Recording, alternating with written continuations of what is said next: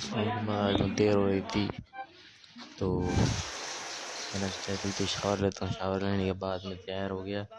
اوہو ماشاء اللہ آج میں جا رہے ہیں 7 شریف درگاہ سید لال شہباز قلندر پہ گھومنے، اور یہ سبھی لوگ نعرے وغیرہ مار رہے ہیں، یہ نعت خوانی ہو رہی ہے، کشتہ خوانی ہو رہی ہے.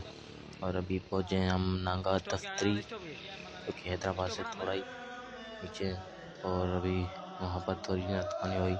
پھر اس کے بعد ہم وہاں سے نکلے اور سیدھا لال شہباز قلندر پر لال شہباز قلندر کی زیارت کی ماشاء اللہ.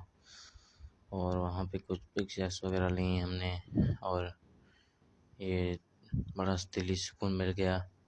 اور وہاں سے نکل ہی رہے تھے تو پھر میں نے سوچا کہ ایک ویڈیو بھی بنا لوں، اور نکل رہے تھے تو نکلنے ایک پکچر اور بنا لی تاکہ یادگار ہو جائے آدمی.